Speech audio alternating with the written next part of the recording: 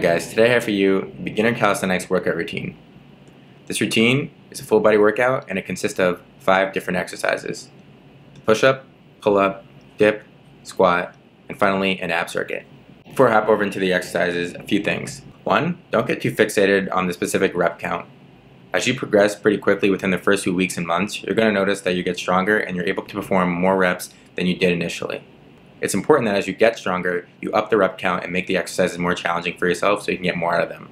For example, for one workout, let's say your goal was to get 10 push-ups per set. Once you get to a stage where you can quite comfortably do 10 push-ups, make sure you start upping the number to say 12, 15 reps per set. The more challenging you make the exercises, the more benefit you'll get from doing the workout. Second thing, you may be wondering, how often should I do this workout? Well, I would recommend 3 times a week, but giving yourself at least one rest day in between each workout. So, for example, if you did a Monday, Wednesday, Friday split, Tuesday, Thursday, and then the weekend, Saturday and Sunday, you would have off. You can change up those days. It's not important which days you work out, but like I said, it's just recommended that you give yourself at least one rest day so your muscles can recover. And final thing, don't worry about writing down any of the sets or reps or anything I give during the video. All the information is down in the description, so just look right below the video and you can pick up all the notes you need there. Alright, let's jump into it.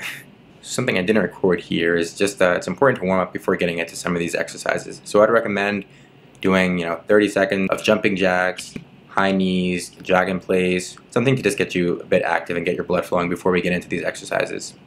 Alright, so for the first exercise we have here the push-up. For the push-up, you're going to be predominantly working your chest and your arms. A few things to note here. One, you can notice I'm exercising full range of motion, right? I'm coming up to where I lock on my arms, and then I bring my chest all the way to the ground. And with my chest, I'm also bringing my core and my legs, right? So that's onto my second tip. I have my glutes and my core engaged so that my body is in a nice line, right, from the top of my shoulders all the way down to the back of my feet. And then the last tip is to keep your elbows quite close to your body. Don't let them flare out to the side. If you can't quite do push-ups yet, one thing to start with is knee push-ups. So the same tips as before apply, right? You want to keep your core engaged, you want to have your good range of motion, and you want to have your elbows close to your body. But this is just something a little bit simpler to do.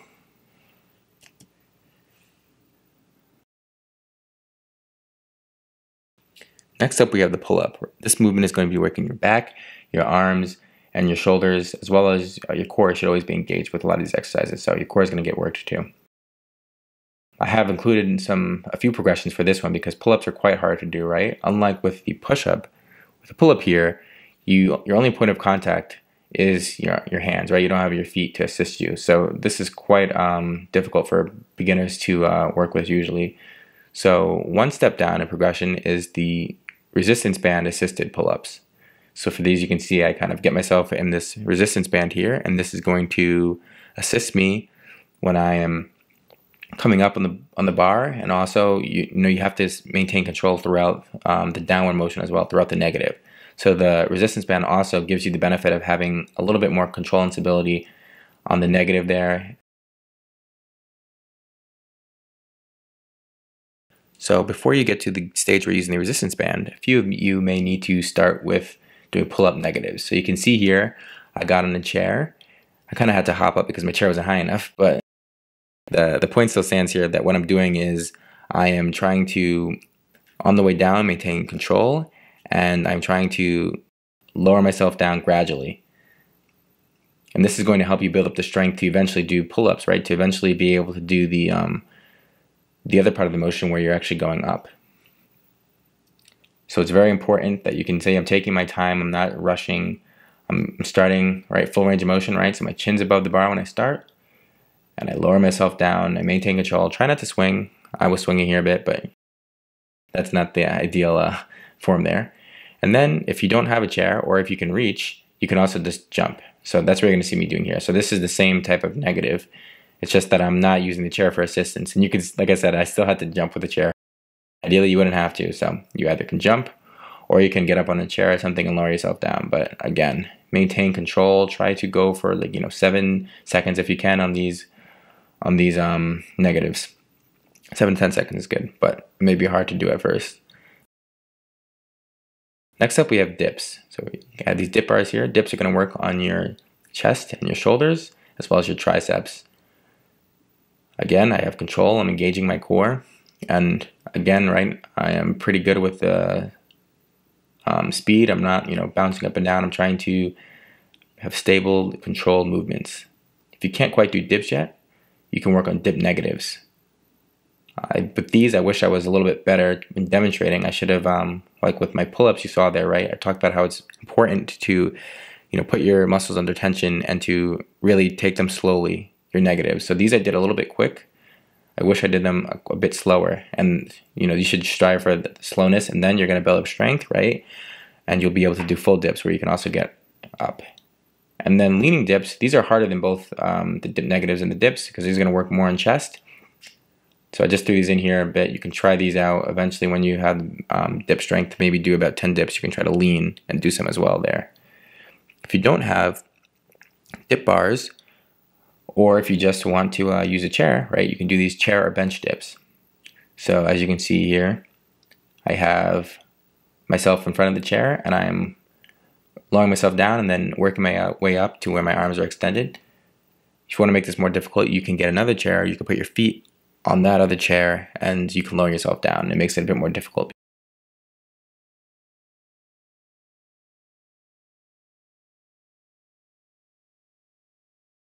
On to squats. So for squats here, I was looking at my form. I wish I did a bit better in getting down a little bit lower to where my knees and my hips were parallel, but we can still pick out some things here that I did well.